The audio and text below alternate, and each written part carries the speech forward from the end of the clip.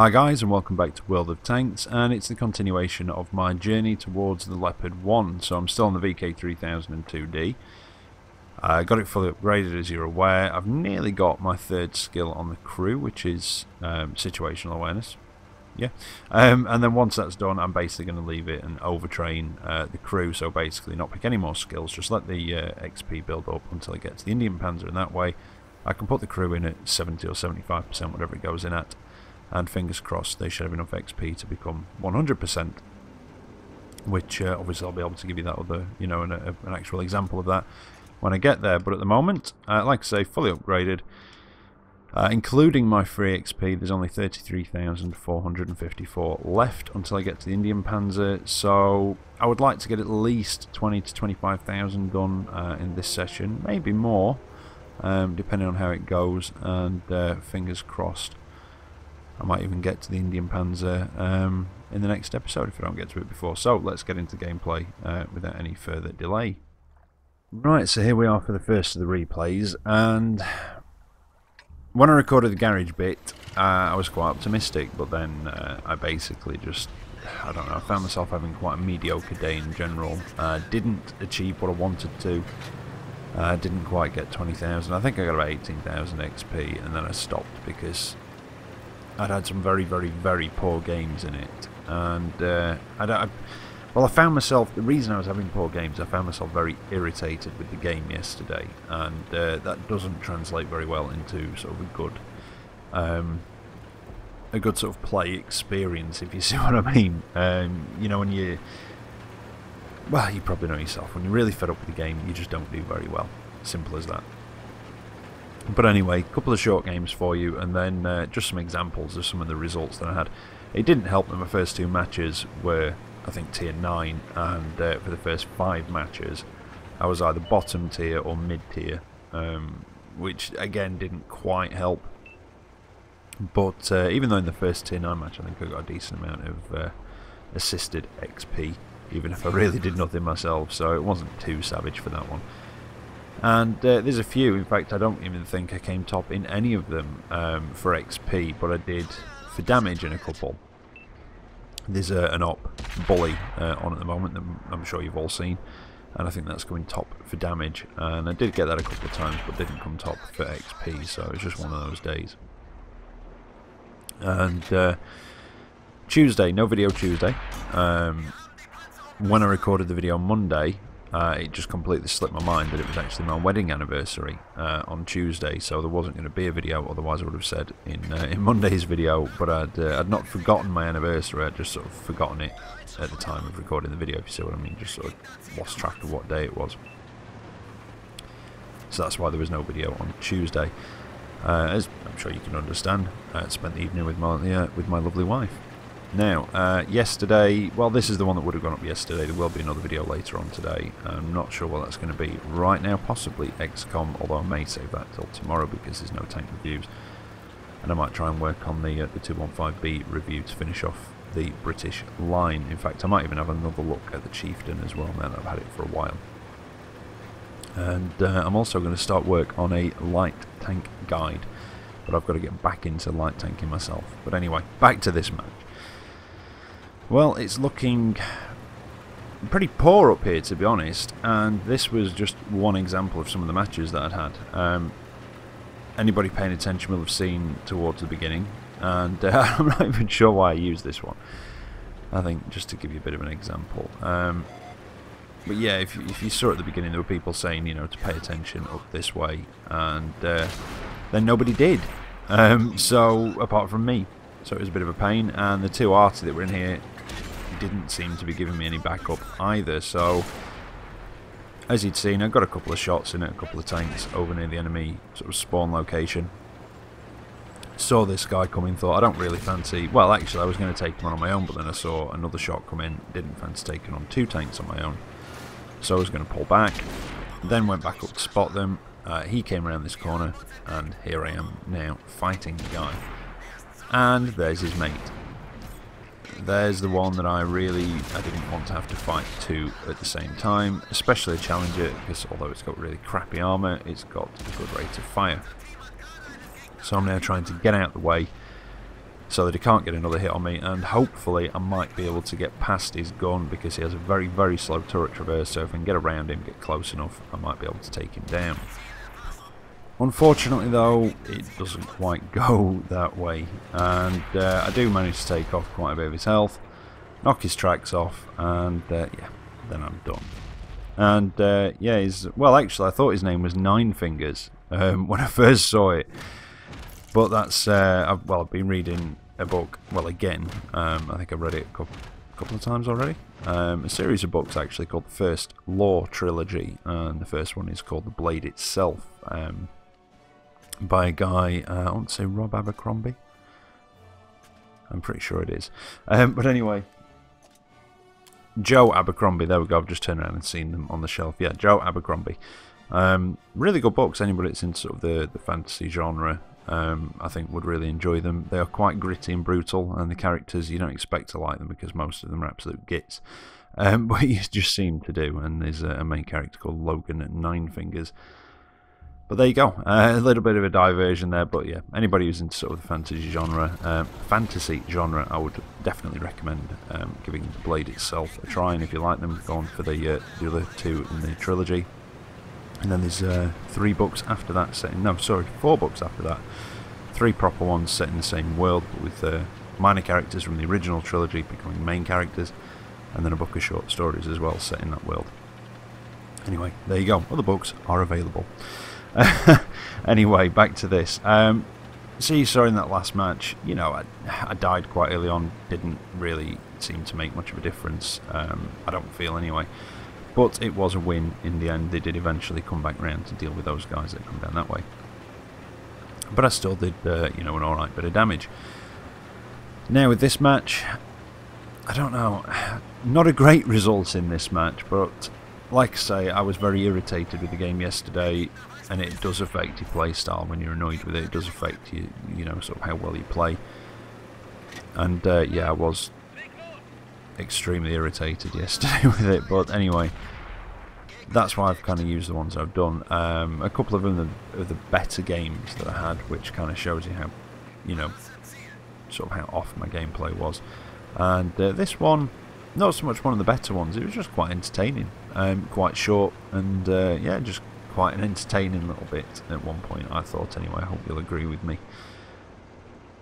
But I've come up to this point here now. When I'm bottom tier in a medium or something like that, not so much in a light. In a light, I'll, you know, I'll go out spotting, and in a heavy, I'll just sort of follow up, support. You know, follow some of the other higher tier tanks and sort of just try and provide them support without getting shot at too much myself. However, when I'm in a lower tier medium, I quite like to come up to that point when I start in the north on Ducal Pass, and it just gives you, especially if you've got a decent view range, it gives you a nice view of the centre of the map, that opposite hill where a lot of the enemy team, or well, your team if you start down in the south, like to go.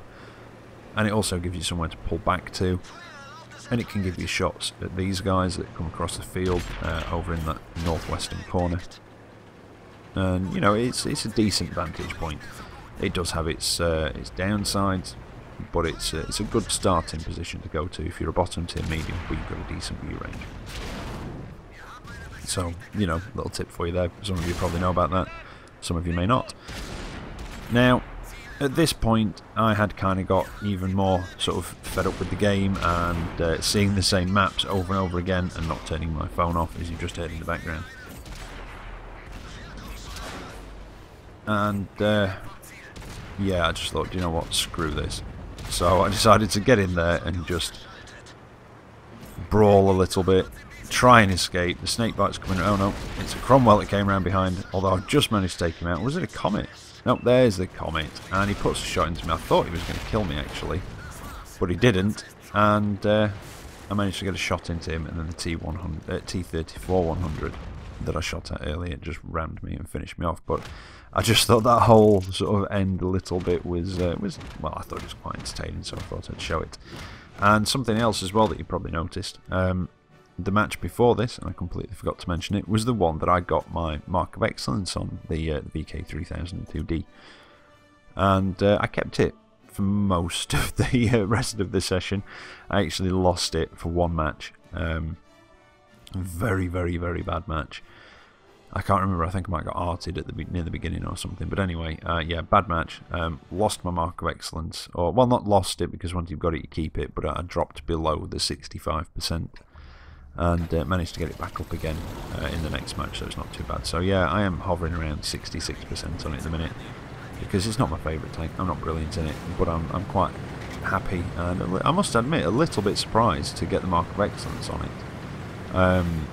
But then, thinking back, last week, my game in this had been improving.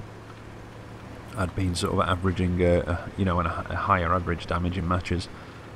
And the other thing is that I don't find that I see many of these. I don't know about any of you guys, but you know, there's some tanks every now and again you think, you know what, I don't see many of those, and you know, maybe start to keep an eye out for it for about a week or so or whatever. But I've kind of been keeping an eye out for these since I started the Road to Tier 10 series. Well, not so much for these, but sorry, the tanks that I'm in the Road to Tier 10 series. I've been kind of keeping an eye out for them, because as I'm playing, I just think, do you know what, I don't tend to see many of these. You know, you see a few Panzer 3-4s occasionally, you know, down at the lower tiers, but then you never really seem to see the tanks above it. And I'm not sure why. I think, you know, I don't know. Like I've said before, it's not my favourite tank, but I don't think it's a bad tank. You know, it's definitely got some very good features to it, and I know there's somebody out there that really do like it. But I think that most people probably just want to go straight for either the Tiger or the Panther, and that seems to be the way that they go, and they don't tend to go as much for this. And if they do go for the Leopard one, a lot of people tend to go through the light tanks instead, because, you know, I do see a fair amount of Sparpanzers. I do see a fair amount of RU-251s, so that seems to be the way that people go to the Leopard one, is through the light tanks. And I think that also, you know, that when a tank is a sort of a tech tree tank, it's kind of rare and you don't see it very often. It can go one of two ways for things like marks of excellence and ace tankers. They can either be slightly easier to get on them because there's not as many people in them, so therefore sometimes the damage isn't as high, the average damage, etc. Or it can go completely the other way, that you don't see many people in them, but the people that are in them really love them and do quite well in them, and that can push the averages quite high. And it can also push the ace tanker sort of limit higher. But I think the ace tanker one, the amount of base XP you need to get an ace tanker, they are on I think they're on a 7-day sort of rolling thing, so I don't know if they reset every 7 days down to whatever they were set as originally, or whether they just basically it's just for the last 7 days. So obviously, you know, tomorrow, 7 days ago, will have come off. If you get my meaning, I'm not explaining it very well, but anyway, it could be like a rolling 7-day thing. But there you go. Just rambling on mostly over this. And again, this wasn't a particularly good match. You know, I'd gone up to that northeastern corner. The team, when I started heading up that way, they seemed to be starting to spread out, but then they didn't. They've just all come over to that side of the map. There's barely anybody from our team covering the western side, or the approach from the south. And that's why I was a bit indecisive when I first went up to that northeastern corner, and I sort of moved back and forth a little bit, and then decided, no, I'm going to go down this way.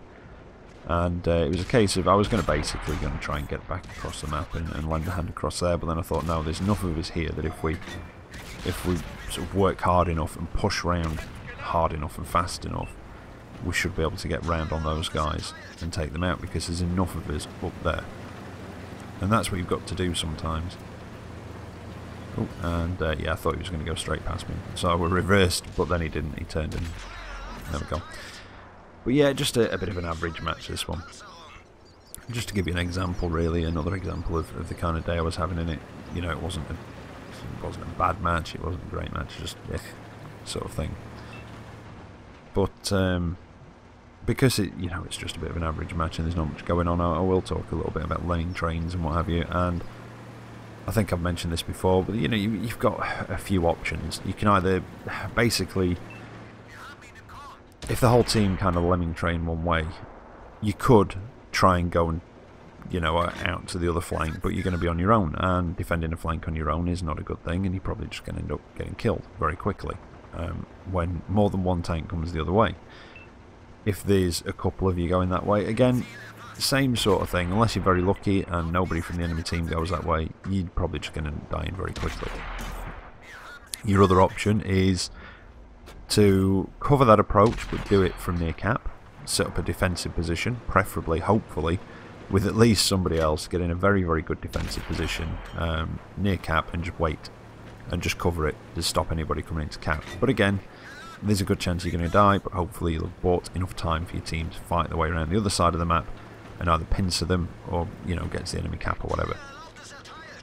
Your other option is to go with the lemming train. And, you know, as Jingles has said, you know, don't matter if you're doing it wrong as long as you're all doing it wrong together.